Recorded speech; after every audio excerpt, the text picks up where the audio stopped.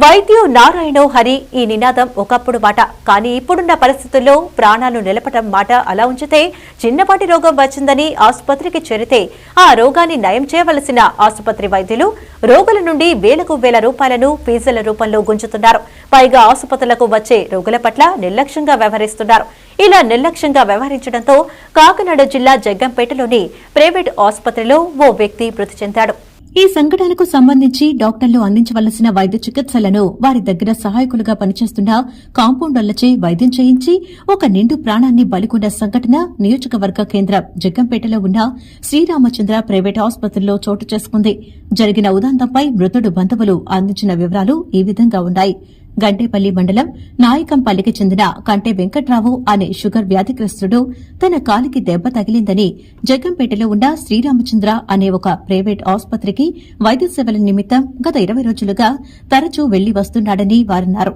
అలాగే రోజు మాదిరిగానే శనివారం కూడా మృతుడి వెంకట్రావు జగ్గంపేటలో ఉన్న రామచంద్ర ఆసుపత్రికి చేరుకోగా అక్కడ వైద్య సేవలను అందించే వైద్యుడికి విశాఖపట్నానికి వెళ్లే వ్యక్తిగత పని ఉండడంతో తన సేవలను తన దగ్గర పనిచేస్తున్న కాంపౌండర్ అందిస్తారని పురమాయించి వెళ్లాడని మృతుడు బంధువులు పేర్కొన్నారు.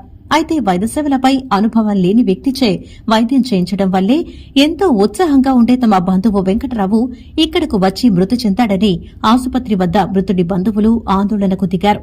ఒక్కొనొక దశలో వైద్యుడు వ్యవహార శైలి మృతుని బంధువుల వద్ద విభిన్నంగా ఉండడంతో ఆసుపత్రి సిబ్బందిని గట్టిగా నిలదీశామని బంధువులు ఆరోపించారు. ఈ ఆసుపత్రిలో గతంలో కూడా ఇటువంటి మరణాలు అనేకం చోటు చేసుకున్నట్లు తెలియవస్తున్న సంబంధిత అధికారులెవరూ యాజమాన్యంపై చర్యలు తీసుకోకపోవడం చాలా విచారకరమని ఆందోళనకారులు అన్నారు. అలాగే ఆసుపత్రులకు వచ్చే రోగుల పట్ల యాజమాన్యాలు ధనార్జన ధ్యేయంగా భావిస్తున్నాయి తప్ప సంబంధం లేని వ్యాధులకు తమ వద్ద వైద్యులు లేరని మాత్రం చెప్పడం లేదని, దీనిపై సమగ్రంగా దర్యాప్తు జరిపించి సంబంధిత ఆసుపత్రి యాజమాన్యాలపై మెడికల్ కౌన్సిల్ ద్వారా కఠినంగా వ్యవహరించవలసిందిగా జిల్లా అధికారులను కోరతామని మృతుడి బంధువులు తెలియజేశారు. ఏం చెప్తాడో దానిగా నా సమాజం చెప్పుకుంటున్నా ఇక ఎవరు సమాజం చెప్పడం కూడా లేదు. నడిచొచ్చాడు ఆ రామ్మే నడిచొచ్చాడు, ఆటోకి నడిచొచ్చాడు. నిజంగా సీరియస్ ఉంటే డాక్టర్ వెళ్ళిపోడు కదా, నిజంగా సీరియస్ ఉంటే డాక్టర్ వెళ్ళిపోతాడా? పెట్టమన్నాడు ఆడ ఎట్లా పెట్టి ఆర్జన్ తెచ్చుది అట్లా పూల మీద చెప్పేసి పోయాడు. పెట్టమ్మా నీటి పెట్టాడు, పెడితే పోయాడు. ప్రాణం కొంచెం తెచ్చాడు. అయినా పెడతాడు కదా, ఐసీలో పెడతాడు కదా, అయినా పెడతాడు కదా.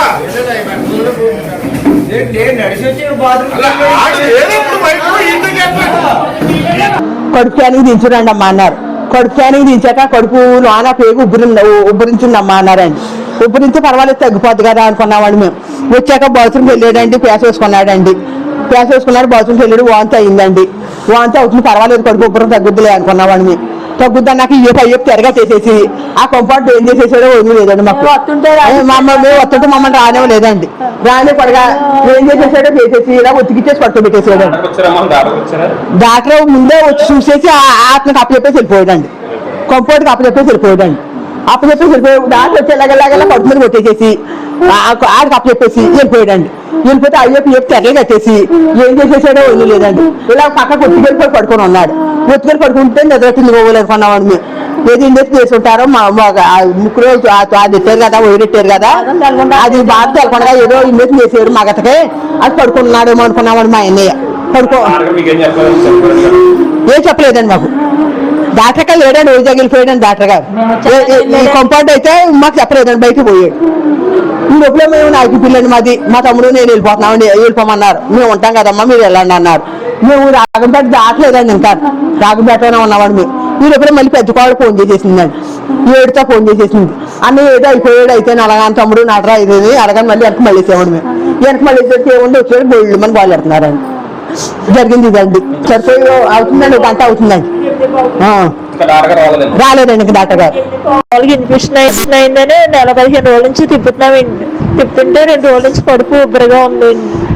ఉబ్బరగా ఉంటే ఇలా తీసుకొచ్చామండి. తీసుకొస్తే టెస్టులన్నీ చేసి స్కానింగ్ పంపారండి. నడిసి వెళ్ళి వచ్చారండి. బాత్రూమ్ కూడా నడిసి వెళ్ళి వచ్చి మనసులో పడుకున్న మనసు ఇంకా లేకుండా చేస్తారు.